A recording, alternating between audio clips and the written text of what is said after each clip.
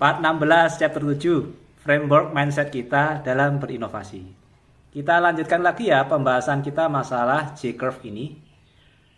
Kita sudah bahas panjang lebar kemarin fase 1, 2, 3 sampai morph. Dan sekarang kita ke fase keempat yaitu fase transisi di mana kita mulai mendapatkan revenue yaitu fase model.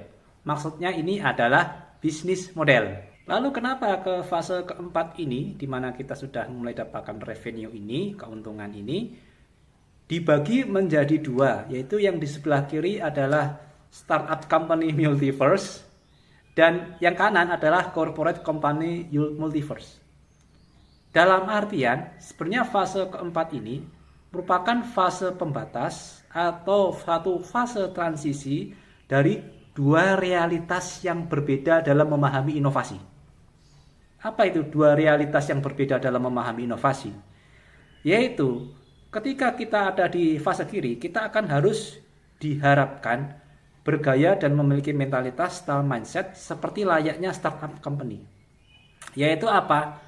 Kita harus embrace the failure, mengakui adanya value of death, dan berusaha merubah agar dari problem solution fit berubah menjadi product market fit. Itu yang kemarin kita terangkan secara detail kemarin pada chapter sebelumnya. Itu realitas yang paling awal dan yang paling pondasi dari masalah inovasi. Sekarang, realitas itu akan diestafetkan ke realitas yang selanjutnya. Yang mana ini merupakan suatu dunia yang berbeda. Isekai yang berbeda dengan realitas yang pertama. Realitas yang kedua itu adalah corporate company multiverse. Oh, emang kok dianggap realitas yang berbeda? Bedanya apa? Bedanya itu adalah kalau yang di sebelah kiri kayak startup itu ketika kita berusaha agar produk kita itu product market fit, kita itu embrace the failure. Dalam artian tidak takut gagal, mau belajar, growth mindset, dan seterusnya. Sementara di dunia yang selanjutnya, hasil estafet daripada startup company multiverse ini, ketika kita sudah memiliki revenue, realitas kita itu akan berbeda. Fokus kita tidak hanya masalah product market fit, tetapi mencari revenue, keuntungan agar perusahaan kita bisa berkembang dengan lebih baik dan lebih besar.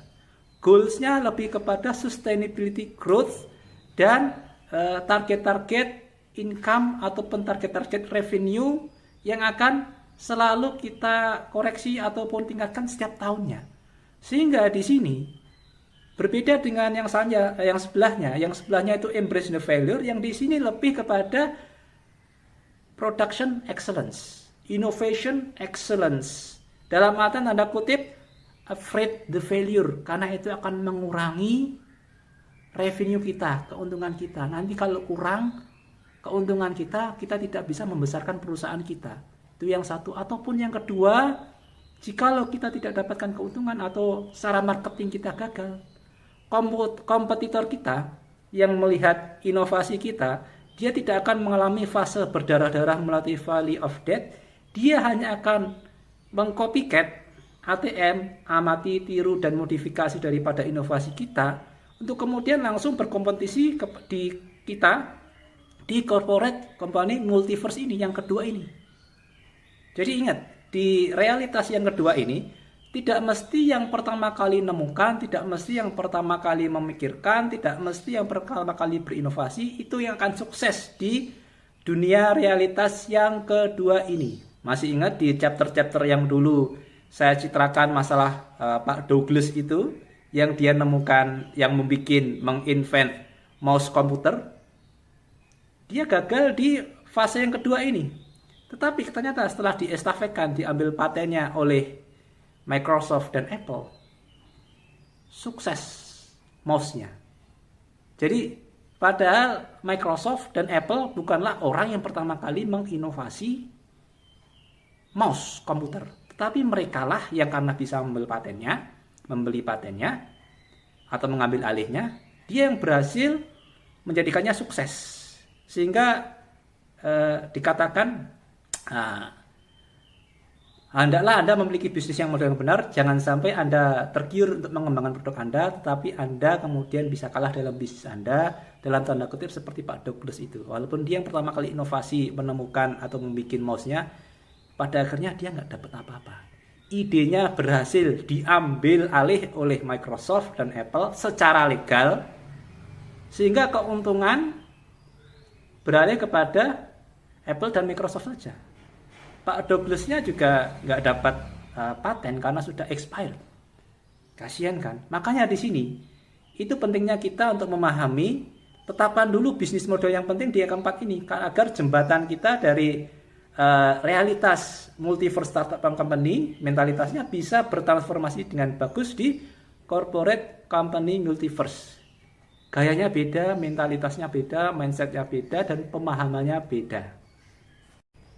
Sekarang kenapa sih kok disebut sebagai multiverse, dua realitas yang berbeda yang dipisahkan atau dijaga oleh fase keempat model itu?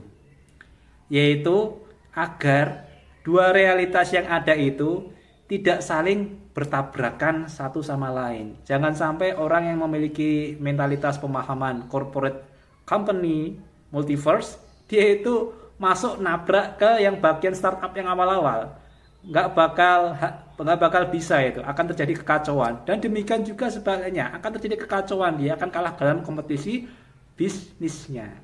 Dalam kata lain, jangan seperti filmnya Marvel, yaitu di film Doctor Strange Multiverse of Madness, yang mana terjadi incursion, terjadi tabrakan ataupun benturan antara dua realitas, dua dunia yang berbeda yang tidak ditransformasikan dan dijembatani dengan benar. Intinya itu, jangan sampai realitas-realitas dua hal ini tidak sinkron. Harusnya sinkron bertahap dan tahu posisi inovasi kita itu berada di mana. Jadi kalau posisi inovasi kita itu ada di sebelah kiri sejak dari awal, ya kita memposisikan mentalitas dan pemahaman kita seperti itu. Jangan dibawa-bawa gaya-gaya corporate ke situ. Beda. Nggak akan jalan, nggak akan agile. Dan demikian juga sebaliknya. Kalau sudah sukses, inginnya kita akan dapat revenue. Jangan gaya-gaya startup yang embrace the failure, dipaksakan ke sini, akibatnya bukannya naik nanti, malah turun lagi, balik lagi ke valley of death. Dan dikalahkan oleh kompetitor. Sinilah bedanya kita dalam memahami multiverse ini. Jadi coba lihat lagi deh filmnya Doctor Strange Multiverse of Madness itu agar dapat inspirasi yang lebih. Sebagai contoh, ini adalah salah satu inovasi yang paling ngetrop sekarang ini, paling mendisrupsi sekarang ini, yaitu ChatGPT. Ini Sam Altman, CEO-nya daripada OpenAI yang bikin ChatGPT itu ketika dia itu sudah product market fit, ketika dia akan siap ke realitas yang selanjutnya, dia mau nggak mau ketika ditanya ini apakah ini akan gratis selamanya, enggak, dia harus dimonetisasi. Kalau enggak, secara operasional tidak akan nutup, itu satu. Dan kemudian kalau yang kedua, kalau kita lihat dari dunia AI sekarang ini, kompetitor ChatGPT itu bermunculannya sangat banyak. Google dengan Bard-nya misalnya. Kemudian juga ada yang mungkin belum begitu familiar ya, ada yang namanya itu Elasticsearch. Dan banyak lagi dunia AI yang mirip-mirip ataupun dengan tambahan satu sama lain ATM daripada ChatGPT ini. Maka dari itu kalau bisnis modelnya nggak kuat, ChatGPT juga bisa kalah. Maka ini salah satu cara monetisasinya adalah bikin subscription, dibikin ChatGPT Plus dengan fitur-fitur yang lebih baik dengan bayar subscription $20 per bulan. Ini agar bisa bertahan, bisa operasional, dan juga bisa berkompetisi dengan orang-orang yang tidak ikut berdarah-darah tapi ikut berkompetisi di realitas yang kedua. Ini dilakukan oleh ChatGPT juga.